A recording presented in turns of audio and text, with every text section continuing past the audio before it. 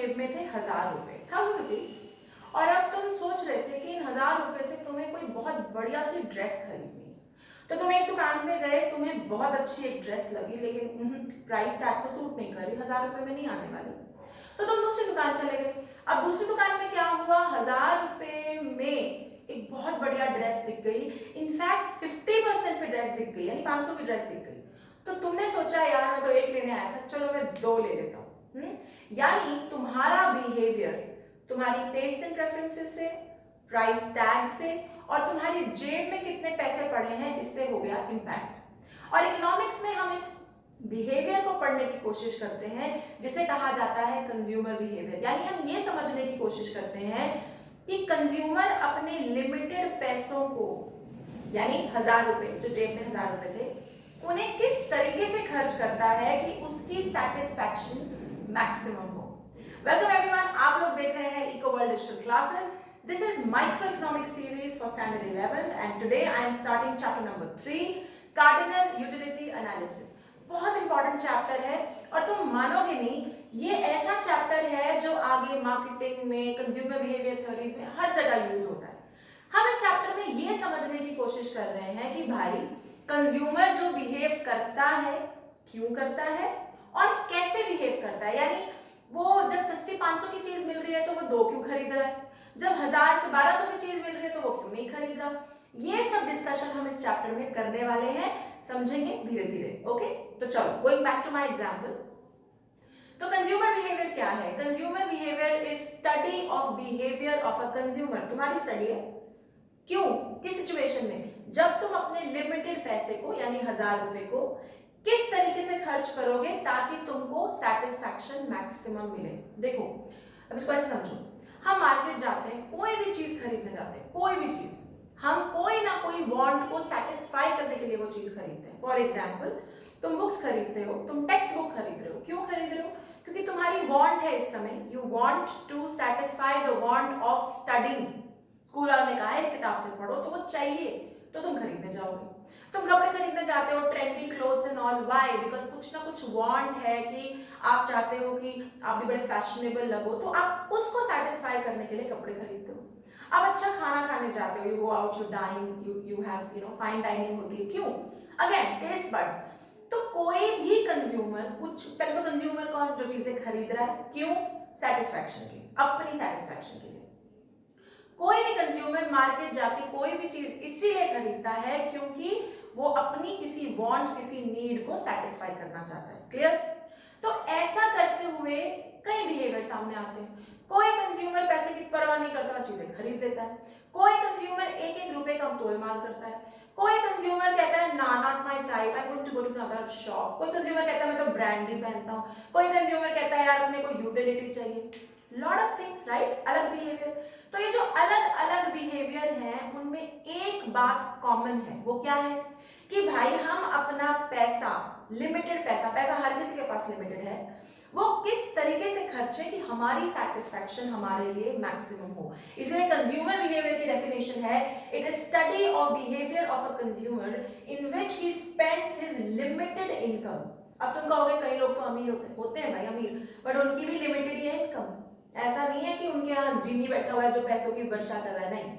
वो अपनी limited income किस तरीके से खर्च करे को कि उसको मैक्सिमम सेटिस्फैक्शन मिले। तो कहने का मतलब अगर मेरी जेब में 5000 है and I want to buy a dress, तो वो 5000 से मैं वो ड्रेस खरीदूंगी जो एक तो 5000 में आ जाए, कम तो और बढ़िया, और दूसरा जो मेरी टेस्ट एंड प्रेफरेंसेस को सूट करे, यानी मुझे मैक्सिमम सेटिस्फैक्शन दे। तो ये जो इस बिहेवियर की स्टडी है, यहाँ पे 2 शब्द हैं डेफिनेशन में जो आने बहुत ज्यादा जरूरी है। 1 इज लिमिटेड इनकम, इसलिए अंडरलाइन किए।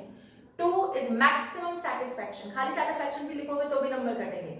Maximum satisfaction, limited income. Okay, तो मैं अपने 5000 रुपए लिमिटेड इनकम किस तरीके से खर्च करूं कि मैं बोलूं वाह मजा आ गया, मैक्सिमम सेटिस्फैक्शन। इस तरीके की स्टडी को कहते हैं कंज्यूमर बिहेवियर। अभी क्लियर? ओके, अब कंज्यूमर बिहेवियर को इकोनॉमिक्स में पढ़ने के 2 अप्रोचेस, 2 रास्ते हैं। 1 is cardinal, another is ordinal. और यही 2 आपके 2 चैप्टर हैं, cardinal and ordinal in difference curve analysis, basically 2 अलग चैप्टर्स। अब कार्डिनल क्या कहता है? कार्डिनल कहता है कि यूटिलिटी न्यूमेरिकली एक्सप्रेस हो सकती है। मैंने क्या कहा? यूटिलिटी न्यूमेरिकली एक्सप्रेस हो सकती है। अब मैं इसको तुम्हें समझाती हूँ। पहले तो ये समझो यूटिलिटी क्या भला है। सो यूटिलिटी इज किसी भी चीज को कंज्यूम करके जो मुझे सेटिस्फैक्शन मिलती है वो उसकी यूटिलिटी है। तो अच्छा खाना खा के मुझे मजा आता है, टेस्टी लग रहा है, ये उसकी यूटिलिटी है। अच्छी किताब पढ़ के I feel good, I feel knowledgeable, ये उसकी यूटिलिटी है। अच्छी लाइटिंग यूज करके हमारी पिक्चर्स बहुत अच्छी आती है, आईफोन इसीलिए खरीदते हैं क्योंकि उसकी पिक्चर्स बहुत अच्छी आती है, ये उसकी यूटिलिटी है। सो नेक्स्ट में यूटिलिटी क्या है? It is want satisfying power of a commodity. एक कमोडिटी में कितना पावर है किसी की एक वांट सेटिस्फाई करने को, उसको हम यूटिलिटी कहते हैं। कृपया करके यूटिलिटी का जो इंग्लिश डिक्शनरी मीनिंग है यूजफुलनेस, उसमें मत जाइएगा, दोनों अलग हैं। इकोनॉमिक्स में यूटिलिटी का मतलब है want satisfying power of a commodity. एक कमोडिटी जब हम खरीदते हैं वो हमारी वांट कितनी सेटिस्फाई कर पाती है, उसे कहते हैं यूटिलिटी। ठीक, अब आओ कार्डिनल।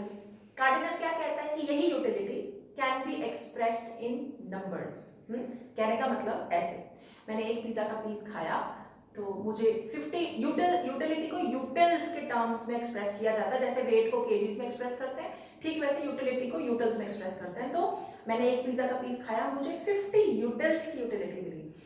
मैंने कोल्ड ड्रिंक पी तो मुझे 10 यूटिल्स की यूटिलिटी मिली। वो मैंने वो वाली मूवी देखी रद्दर मूवी, मेरे को 0 यूटिलिटी मिली। और मैंने वो फैंटास्टिक मूवी देखी, बड़ा मजा आया, तो मुझे 100 यूटिलिटी मिली। सुनने में अजीब लग रहा होगा क्योंकि प्रैक्टिकली यूटिलिटी को हम लोग न्यूमेरिकल टर्म्स में एक्सप्रेस नहीं करते। हम ऐसे बात करते हैं कि यार ये बहुत अच्छी थी, या ये बहुत बकवास थी, या next time one time watch, या बार बार देख सकते हैं। तो हम ऐसे एक्सप्रेस करते हैं अपनी सेटिस्फैक्शन को, ना कि नंबर टर्म्स। बट इकोनॉमिक्स कहता है कि एक अप्रोच है जहां तुम नंबर टर्म्स में यूटिलिटी को एक्सप्लेन कर सकते हो, वो है कार्डिनल। और दूसरा अप्रोच है जो मैंने अभी कहा, प्रेफरेंस, कि मुझे वो वाली मूवी ज्यादा अच्छी लगी, ये वाली मूवी ज्यादा अच्छी नहीं लगी, तो रैंक दे रही हूं मैं, this is A, this is B, burger is bad, pizza is wonderful, ranking, preference दे रही हूं। तो जिस कंज्यूमर बिहेवियर अप्रोच में हम प्रेफरेंसेस या रैंकिंग की बात करते हैं, that is ordinal consumer theory. और जहां हम ये मानते हैं कि utility can be expressed in numbers numerically, यूटिल, वो है कार्डिनल अप्रोच। ये जो चैप्टर है, this is all about cardinal utility analysis, यानी यूटिलिटी जब नंबर्स में एक्सप्रेस होती है तो उसका एनालिसिस क्या है, ये चैप्टर इज अबाउट दैट। आगे क्लियर? यहां तक क्लियर है? चलो अब आगे बढ़ते हैं। अब यूटिलिटी के कुछ फीचर्स समझते हैं। तो यूटिलिटी मैंने क्या कहा, किसी भी कमोडिटी का वांट सेटिस्फाइंग पावर। तो यूटिलिटी के कुछ फीचर्स हैं। पहला, यूटिलिटी सब्जेक्टिव है। कोई shoes हैं, so there's a brand called Jimmy Choo. It's a very famous brand and people kind of spend lakhs and lakhs for that brand, है ना? तो क्यों? कौन सा बंदा 2 लाख रुपए खर्च करेगा जूते पे जिसके लिए उसकी यूटिलिटी बहुत हाई है? मेरे जैसा बंदा हो सकता है will never spend that kind of money, क्योंकि मुझे ऐसा लगता है जूता यार, who spends 2 lakhs on shoes?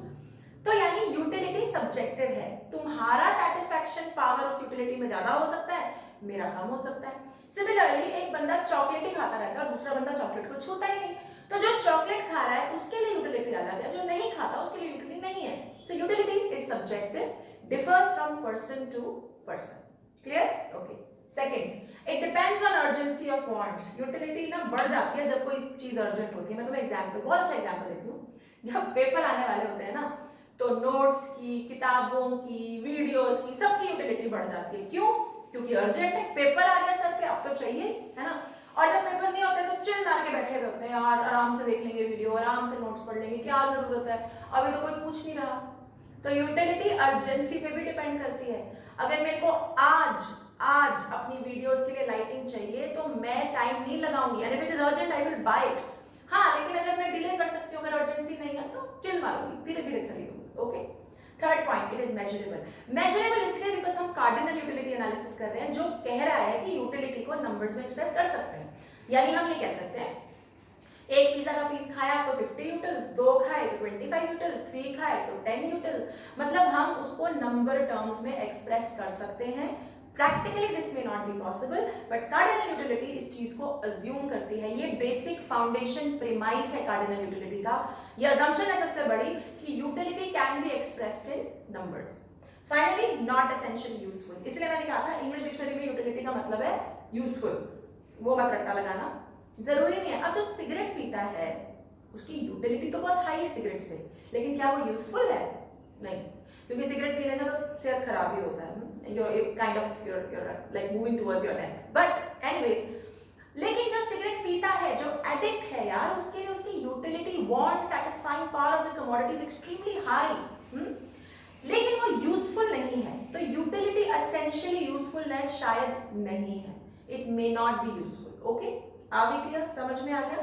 तो फाइन, आज हमने क्या समझा, कंज्यूमर बिहेवियर क्या है, जहां लिमिटेड इनकम को मैक्सिमम सेटिस्फैक्शन के लिए कंज्यूमर कैसे स्पेंड करता है, उसको पढ़ा जाता है दो अप्रोचेस के थ्रू। कार्डिनल जो कहता है कि यूटिलिटी न्यूमेरिकली एक्सप्रेस हो सकती है, ऑर्डिनल जो रैंकिंग या प्रेफरेंसेस की बात करता है। यूटिलिटी क्या है? एक कमोडिटी से हमारी वांट कितनी सेटिस्फाई होती है, दैट इज यूटिलिटी। और यूटिलिटी सब्जेक्टिव है, पर्सन टू पर्सन अलग, मेजरेबल है, आप इसे मेजर कर सकते हैं। अर्जेंसी अगर ज्यादा है तो यूटिलिटी भी ज्यादा बढ़ जाती है। एंड फाइनली यूटिलिटी का मतलब यूजफुलनेस नहीं है। टेक सिगरेट्स का एग्जांपल दिमाग में बिठा लो, समझ में आ जाएगा। I hope introduction to this chapter is clear.